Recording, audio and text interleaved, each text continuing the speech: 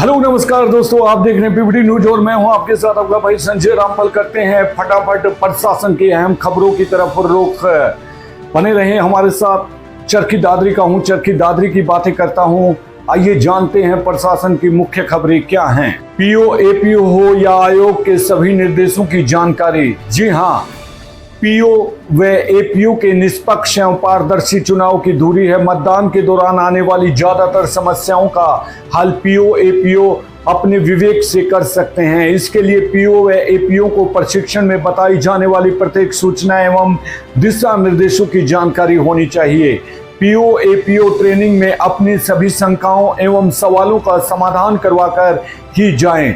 जिला निर्वाचन अधिकारी एवं उपायुक्त मनदीप कौर ने जनता कॉलेज के सभागार में आयोजित पीओ एपीओ व सेक्टर मजिस्ट्रेट की पायलट रिहर्सल में यह बात कही।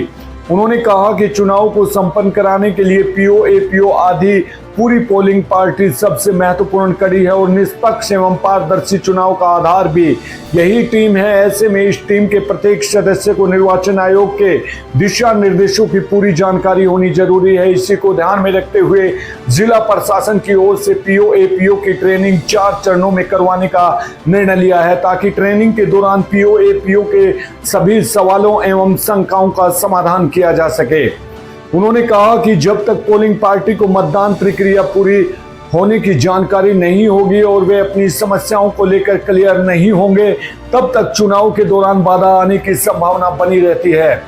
निर्वाचन आयोग के नियमों में पीओ को ही निष्पक्ष एवं पारदर्शी चुनाव का आधार माना गया है और उसी के अनुसार पीओ को मतदान केंद्र की प्रक्रिया को सुचारू रूप से चलाने के लिए शक्तियां भी प्रदान की गई है। उन्होंने कहा कि चुनाव कार्य में लगी पोलिंग पार्टियों के रहने खाने आदि का प्रबंध जिला प्रशासन करेगा और किसी को कोई परेशानी नहीं होगी। पोलिंग पार्टी केवल निष्पक्ष एवं पारदर्शी मतदान की ओर ध्यान दे।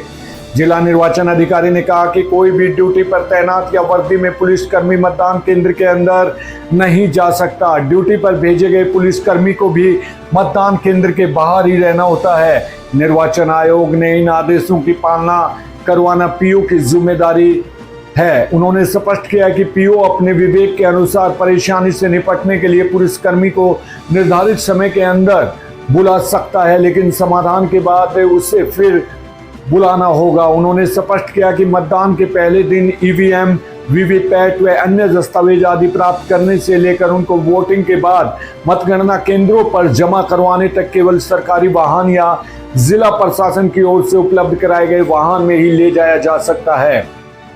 पिछले चुनाव के दौरान किसी भी ईवीएम को संबंधित कर्मचारी अपने निजी वाहन में ले गया और उससे पूरे चुनाव का प्रश्न चिन्ह लग गया। उन्होंने कहा कि निर्वाचन आयोग के निर्देशों की अवहेलना के लिए माफी का कोई स्थान नहीं है। आयोग दोषी के खिलाफ सख्त कार्रवाई करता है। उपायुक्त मनदीप कौर ने कहा कि लोकसभा चुनाव को लेकर पिछले साल अप्रैल माह में तैयारियां शुरू हुई थी और अब सभी को एक साथ मिलकर टीम की तरह काम करते हुए उन तैयारियों को अंजाम तक पहुंचाना है। चुनाव के दौरान सभी अधिकारियों एवं कर्मचारियों को पारदर्शी रहते हुए पारदर्शी नजर भी आना है। उन्होंने कहा कि अगर कोई हो सके तो मतदान केंद्र को पहले दिन ही सेटअप कर लें और पीओ डायरी में रिपोर्ट फॉर्मेट को भी समझ ले। पीओ अपनी चेकलिस्ट और डूस एंड डोंट्स के भी अच्छी तरह वाकिफ हो। मतदान के दौरान जरूरी है पीओ की सक्रियता, सूझबूझ। प्रशिक्षण नोडल अधिकारी एवं जिला परिषद के सीईओ प्रदीप कौशिक ने मतदान की बारीकियों से अवगत कराते हुए पीओ की सूझबूझ से पूरा मतदान शांति के साथ निपट सकता है और किसी प्रकार की रुकावट की आशंका भी समाप्त हो जाती है। देखने में आया कि जिस मतदान केंद्र व आसपास के 200 मीटर में पीओ निर्वाचन आयोग के दिशा निर्देशों को क्रियान्वित करवा देता है, वहां पर कोई परेशानी नहीं आती। उन्होंने कहा कि सभी पीओ मतदान केंद्र परिसर के अंदर केवल मतदाताओं की पंक्ति के लिए पात्र नागरिकों को आने की अनुमति दे। वहां दूसरे लोगों या मतदान के बाद किसी भी प्रकार का झुंड या ना बनने की कोशिश की। मतदान केंद्र पर सुचारू वोटिंग में कोई परेशानी नहीं आएगी। उन्होंने स्पष्ट किया कि पीओ को निर्वाचन आयोग की निर्देशों की अनुपालना करवाने की भी जिम्मेदारी निभानी होती है। उनको सुनिश्चित करवाना होता है कि मतदान केंद्र पर 200 मीटर के दायरे में भीतर कोई भी राजनीतिक दल अपना बूथ ना बनाए। 200 मीटर दायरे में 5 या इससे अधिक लोग इकट्ठे ना हो।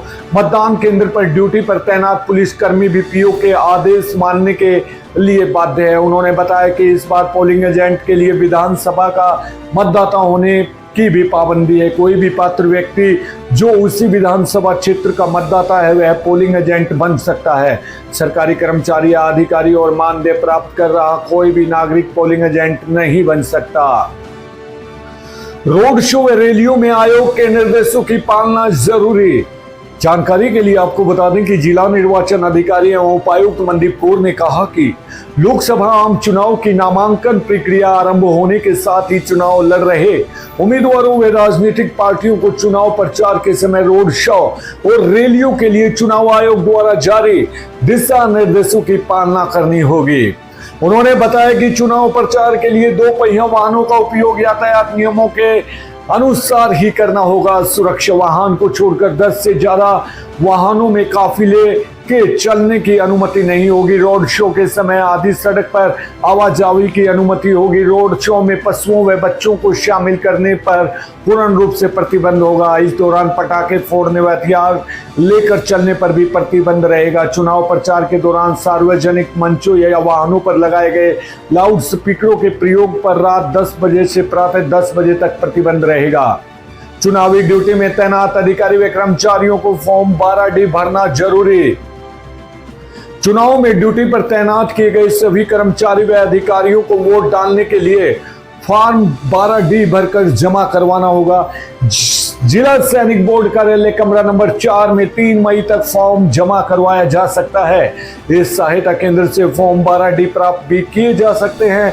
जिला निर्वाचन अधिकारी एवं उपायुक्त मनदीप कौर ने बताया कि निर्वाचन आयोग के निर्देश के अनुसार ड्यूटी पर रहने वाले और आवश्यक सेवाओं में लगे प्रत्येक कर्मचारी को फॉर्म 12D भरना अनिवार्य है। इस कार्य में वे किसी भी प्रकार की कोताही न बरतें व चुनाव आयोग के निर्देशों की पालना करें। फॉर्म भरने के बाद जिला सैनिक बड़े कार्यालय के कमरा नंबर 4 में 3 मई तक जमा करवाना होगा ताकि उन्हें बैलेट पेपर जारी किया जा सके। आयोग के निर्देशों के अनुसार इस कार्य के लिए अतिरिक्त उपायुक्त डॉक्टर जयेंद्र सिंह को ARO नामित किया गया है। उन्होंने कहा कि 25 मई को होने वाले लोकसभा चुनाव में सभी विभागों के अधिकारियों व कर्मचारियों की ड्यूटी लगी हुई है।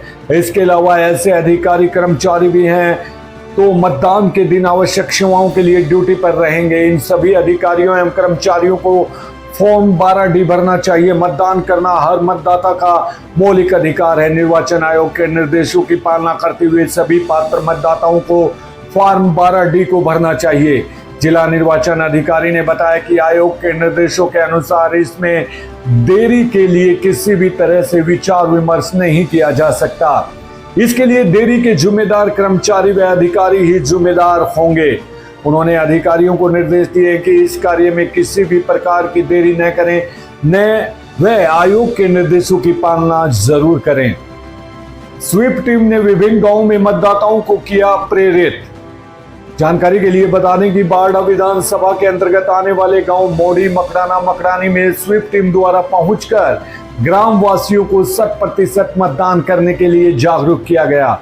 स्वीप टीम द्वारा मतदान के लिए उत्साहित किया गया और बताया गया कि लोकसभा चुनाव में 25 मई को भिवानी महेंद्रगढ़ लोकसभा क्षेत्र में 100% मतदान के लिए सुबह 7 बजे से शाम 6 बजे के बीच अपने मतदान केंद्र पर पहुंचकर अपने मत का प्रयोग करें।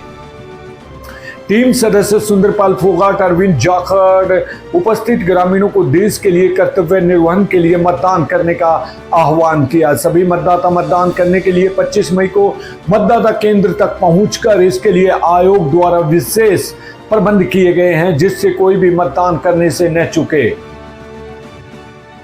चाहे नर हो या नारी, मतदान सबकी जिम्मेदारी। मतदान की महत्ता को समझे, मतदान हमारा अधिकार। इन नारों के साथ स्वीप टीम द्वारा सावड़ व आसपास के क्षेत्र में काम करने वाले श्रमिकों को वोट का महत्व समझाते हुए अधिकाधिक मतदान करने के लिए जागरूक किया गया।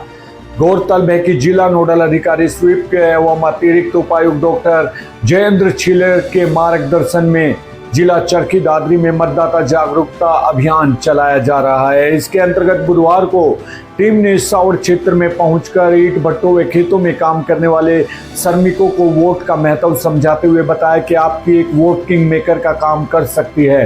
टीम ने इसके साथ ही दूसरे प्रदेशों में आए हुए श्रमिकों को भी अपने क्षेत्र में जाकर लोकतंत्र में पर्व में वोट डालने की आहुति के लिए प्रेरित किया गया। जिला विविध सेवा प्राधिकरण के सचिव सीजेएम सौरभ कुमार ने कहा कि जेल में किसी भी बंदी को कानूनी सहायता की आवश्यकता है तो प्राधिकरण उनकी मदद कर सकता है। सीजेएम सौरभ कुमार ने बुधवार को भिवानी जिला कारागार का निरीक्षण करते हुए कैदियों से बातचीत कर रहे थे। उन्होंने कहा कि आरोपी मामूली केस में कानूनी सहायता नहीं मिलने के कारण लंबे समय से जेल में रह रहा है तो वह विविध सेवा प्राधिकरण की सहायता ले सकता है। वह इसके साथ जेल का दौरा करते हुए सीजीएम सौरभ कुमार जी ने महिला बैरिक का निरीक्षण किया तथा सीजीएम सौरभ कुमार ने जेल का दौरा करते हुए इस समय कैदियों के रहन सहन, खान पीने, पानी की व्यवस्था, पुस्तकालय, साफ सफाई, चिकित्सा सेवा आदि का अवलोकन किया। उन्होंने जेल में बिताई गई अवधि के बारे में पूछा। निरीक्षण के दौरान उन्होंने कैदियों को जिला विविध सेवा प्राधिकरण की सेवाओं के बारे में विस्तार से बताया। उन्होंने निर्देश दिए कि दादरी जिले में किसी भी कैदी को कानूनी मदद की आवश्यकता हो तो डीएलएस से कार्यालय को सूचित किया जा सकता है।